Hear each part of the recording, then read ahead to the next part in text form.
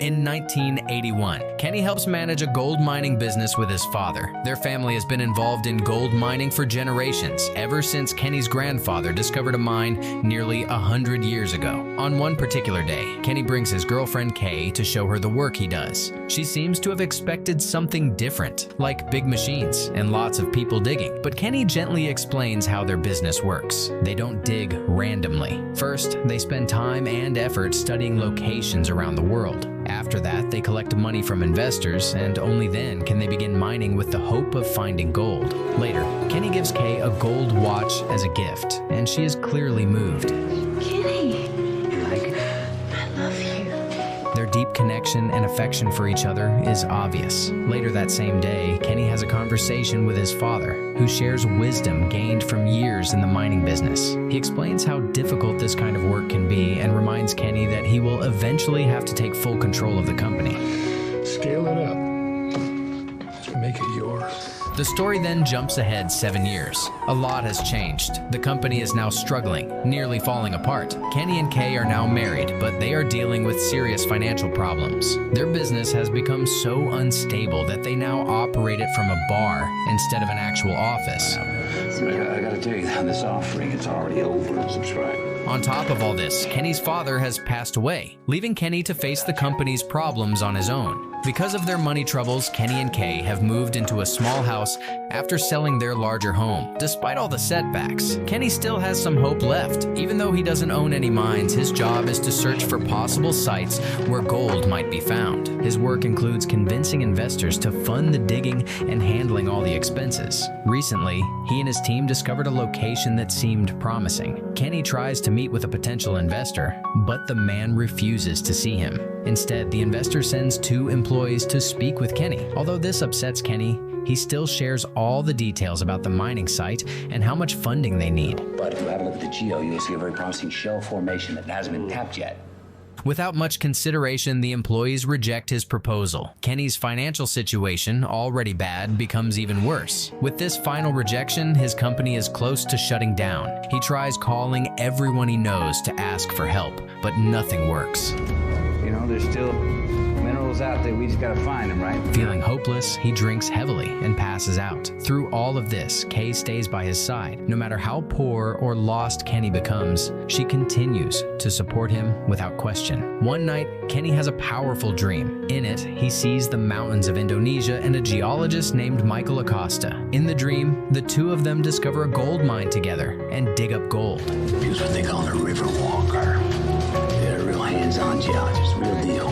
The dream feels so real that it completely changes Kenny's mindset. Michael Acosta is well known in the field of geology. He was the person who discovered the largest copper mine in Asia. Michael also has a theory which he calls the Ring of Fire that suggests a huge gold deposit may exist in a certain part of Indonesia. However, no one has taken his idea seriously before. That's why I'll find the gold. As soon as Kenny wakes up, he feels determined to find Mike and convince him to search for gold together. Interestingly, at that very moment, Kay gently suggests that maybe Kenny should look for another kind of job. Yeah, but it'd just be temporary till the market turns. But Kenny doesn't say much. He quietly prepares for a trip to Indonesia, even selling some of his gold jewelry to pay for the trip. But if you knew that feeling, you'd know.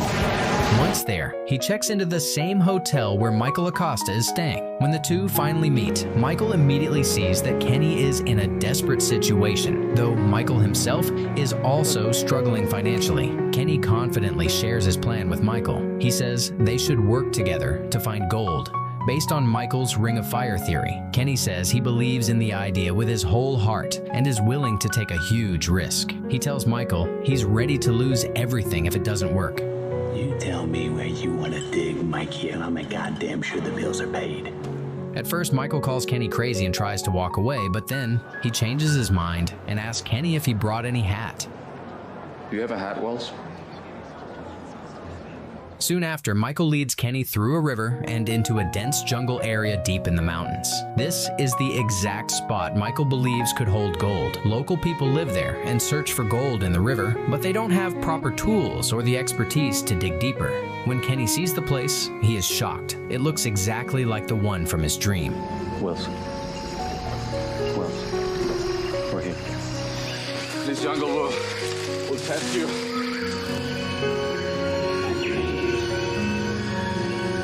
The two men sit down to talk about what it will take to start mining. Michael warns Kenny that things in Indonesia are not like America. They will need official permissions, workers, and heavy machinery. He says there's a chance they might find nothing at all and lose everything. Still, he agrees to go forward. Kenny asks how much money they'll need to get started. Michael estimates around $750 to start with up to $1 million. $750 to start. Okay. Kenny quickly writes up a simple deal on a napkin. If they find gold, they split the profits equally. If they fail, they share the loss. Michael agrees and signs it, and Kenny tells him to keep the napkin safe. Kenny returns to America and begins working hard to raise the money. No, Acosta. Michael Acosta. It's the largest camera strike in history. That's the guy. Thank you for telling the story. I read that story. It's huge. Michael stays in Indonesia to prepare for the mining. The costs are very high, but Kenny somehow manages to raise most of it. It's not close to $750, but Kenny hopes Mike can make it work with what they raised. It's not exactly the number I had in mind, Wells. Well, look, that's it. Can you make it work? I can't make anything work. Just 1 week later, Kenny flies back to Indonesia to join Michael, and they begin the mining process. At first, both men feel excited and hopeful. They crush rocks and send samples to a lab to be tested for gold. But the first test results are disappointing. No gold is found. Time goes by, more samples are tested, but the results remain the same.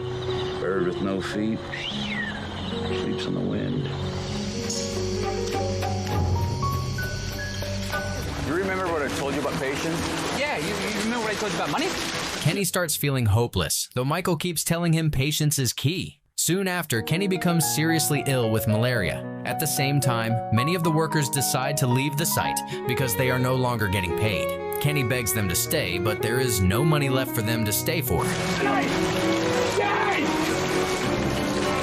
In the end, only Michael and Kenny remain at the site. Kenny's condition worsens. Michael says they may have to stop everything, but Kenny refuses to quit. He hands over his last bit of money to Michael and asks him to do whatever he can. Instead of leaving, Michael goes to a nearby village where the workers are from. He meets with an elder and explains their situation.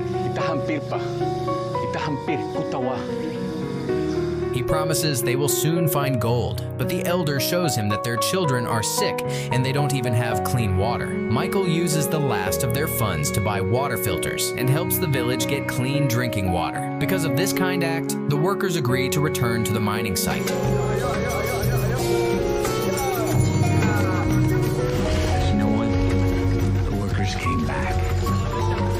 Meanwhile, Kenny lies unconscious for several days due to his illness. When he finally wakes up, his first concern is whether they found any gold.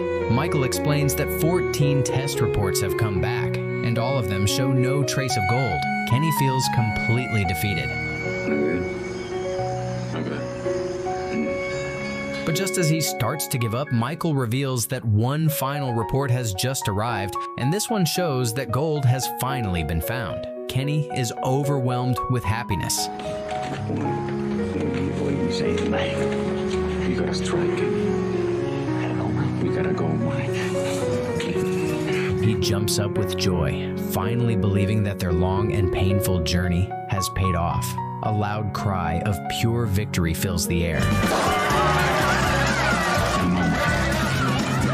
At that moment, everything changed for Washoe Mining Inc. The news spreads like wildfire. Gold has been discovered in the rough and wild lands of Indonesia. This is not just gossip or speculation. It's a bold and powerful announcement that catches everyone's attention. The discovery makes headlines and quickly pulls in many eager investors. Drawn by the scent of enormous profits, they rush in, completely forgetting the doubts they once had about Kenny Wells. We reach 500,000 subscribers, and they'd all love to know what you got cooking over there in Indonesia. Any message you'd like to give to the readers of Gold Digger magazine? Kenny's story, a mix of determination, risk, and unexpected fortune, appears in major newspapers across the country. Almost overnight, Washoe became widely known. An investor who had once coldly turned down Kenny's desperate request now also comes back, this time with a polite tone, asking for a partnership. He always spoke very highly of you, Clive. And you pulled in 2 more to confirm those findings? 3 more. The roles are now reversed. Kenny, although still hurt from that earlier rejection, realizes he now needs more funds if he wants to turn his rough jungle operation into a global mining empire. And a lot of people are going to want to make this deal. But history's on our side. He agrees to the man's offer. This time, the investor sees endless opportunities instead of risks. A deal is made, and their business partnership officially begins. Well, let's quit standing around here and go make some goddamn money, huh? That sounds good to me.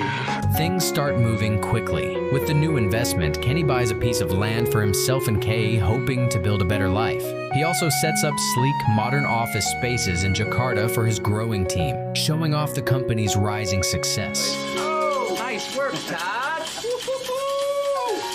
Within a few days, a large and exciting offer arrives from a prestigious New York bank. This deal confirms that Washoe Mining Inc. is now part of the global business world. This is Brian Wolf at Brown Thomas in New York. Well, that sounds outstanding, Brian. Let me tell you something. I'm looking forward to it. Gold mining operations become even more intense. Kenny, calling from Indonesia, connects with Mike, and together they fly to New York City to meet powerful financial people on Wall Street. Now, if the numbers keep coming in good, the sky is the limit on this thing. There, a bank manager named Brian offers them a very attractive deal. The bank wants to buy a large portion of Washoe, especially the incredibly valuable gold mine. What exactly does that mean? I'd like you both to consider bringing on a strategic partner. Washoe has history. We've done a fairly thorough analysis of Washoe. But Kenny, still emotionally attached to the mine, something he earned through pain and persistence, firmly refuses. He believes this mine is his miracle, and he won't let anyone take a piece of it. I said no a second ago. You want to invest? We got the gold. We can talk about it. Brian doesn't argue loudly. Instead, he calmly explains that big investors need something real to believe in. He wants them to see the gold with their own eyes before they commit with their offer. Whoever needs to kick the tires on this thing, I would take them on a little trip up the river. Kenny, feeling confident about what they've found, agrees and welcomes them to visit. The following week, a group of cautious investors travels with Kenny to the Indonesian jungle. As soon as they see the actual gold glimmering in the dirt, all their questions vanish. Their uncertainty turns into belief. You boys want to see some gold. Feel more like this. You can take Wall Street. They decide to invest a massive $20 million in Washoe and also purchase shares. Washoe quickly rises to the top, becoming one of the most promising mining companies in the world. Kenny's dream is finally coming to life. To celebrate the incredible success, the company hosts a lavish party. But with this celebration comes the dark side of sudden wealth.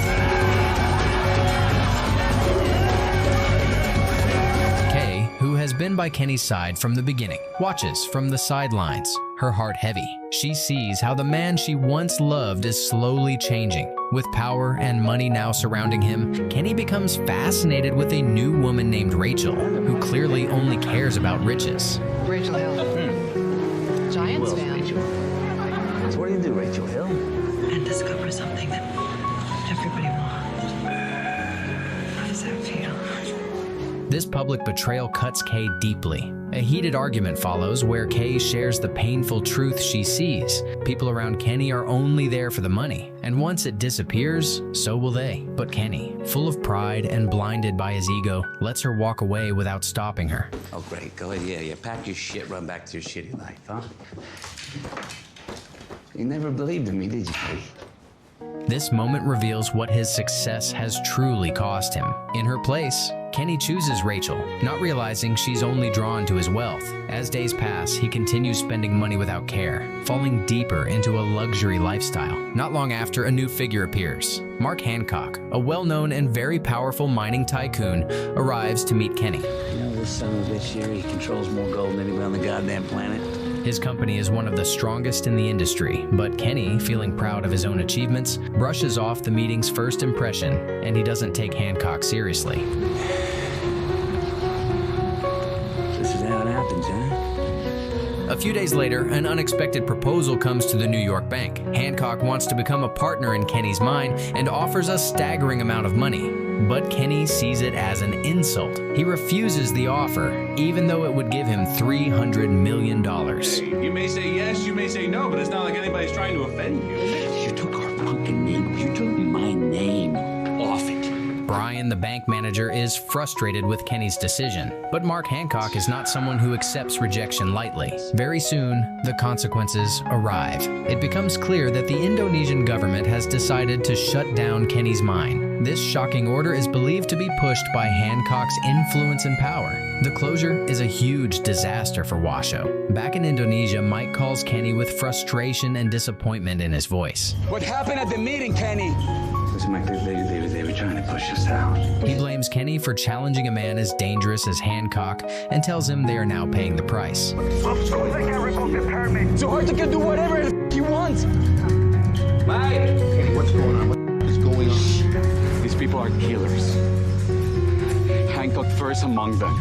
Days pass, and Mike finally returns from Indonesia to confront Kenny in person. Their first meeting explodes into a fierce argument, full of blame and emotion. Mike openly holds Kenny's pride responsible for losing their valuable mine. Moron. But as their anger slowly fades, a chilling truth surfaces. Mike confesses something shocking. His original story about the Ring of Fire was never completely real. He had been hired to find gold, but failed. Instead of admitting failure, he created a fake tale about a mysterious, untouched place full of gold. Because the jungle was so difficult to work in, his first employer gave up without checking deeply. Mike managed to walk away without being exposed. Then, Kenny came into the picture. Somehow, despite all odds, they actually found real gold in the same area Mike had invented. It was a miracle. Place you guys stuck. I got lucky. I've been looking for gold and a friend. With his deep understanding of Indonesia's politics and culture, Mike comes up with one last desperate plan. The only person who might be able to help them is Denny Suwandi, the son of the country's leader. Denny is famous for his love of fun, money, and corrupt deals. Mike believes that if they appeal to his greed and pride, Denny might be able to reopen the mine. They approach Denny, who listens to their request with interest. However, he asks for something shocking in return. Knowing that Hancock is also trying to get the mine, Denny demands a massive share of it, 85% for himself. This would leave Kenny and Mike with only 15%, a very small piece of their own project. 85-15 split. If you have the balls. Although the deal is unfair, they have no better option. With everything at risk, they agree. But Denny isn't done. He adds one final strange requirement. He owns a large, fearsome tiger, and he says the deal will only be confirmed if one of them enters the cage and survives. Without hesitation, and driven by everything he has already gone through, Kenny steps forward. He enters the cage and, surprisingly, does the quest without any harm.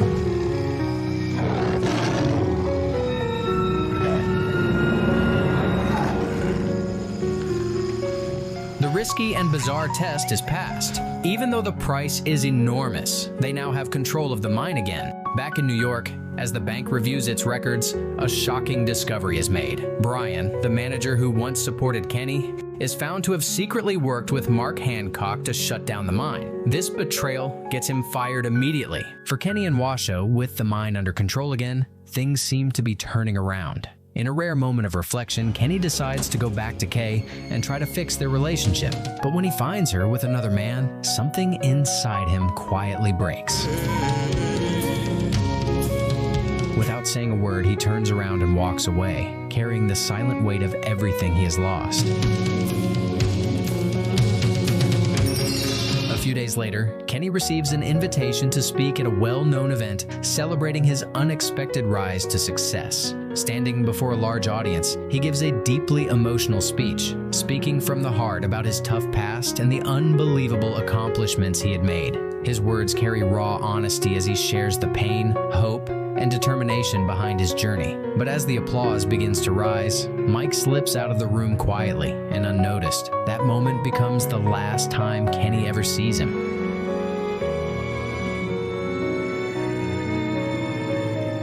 That's prospector. The next morning, Kenny walks into a nightmare. As he approaches his office, he sees a massive, furious crowd waiting outside the building. These are the same investors who once believed in him and his company, Washoe Mining. Now, they are filled with rage and disappointment.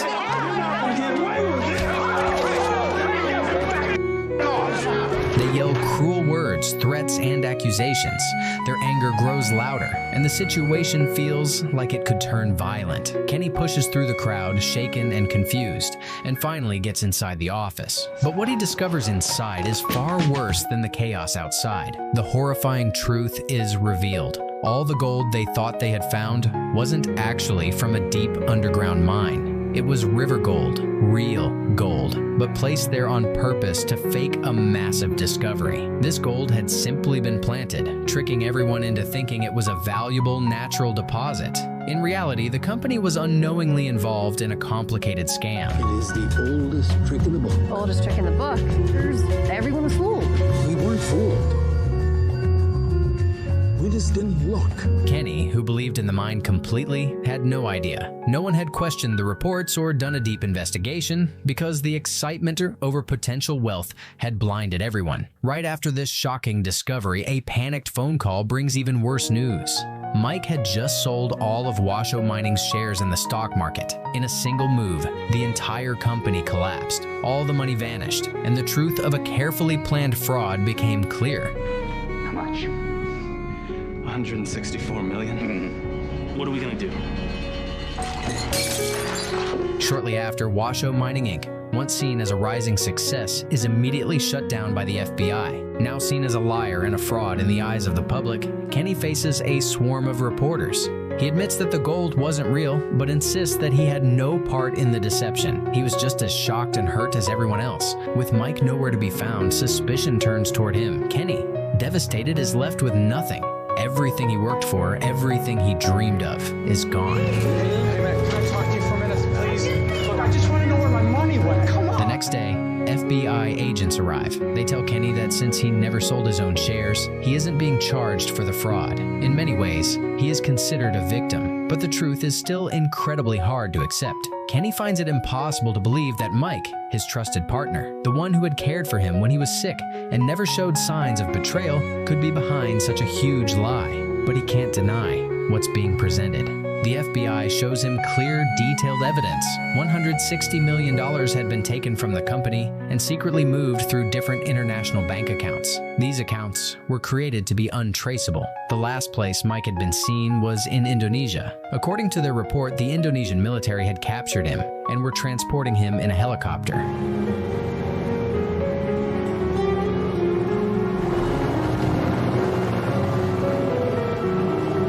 During the flight, he was reportedly thrown out and killed. 1,000 feet up, over the Consana.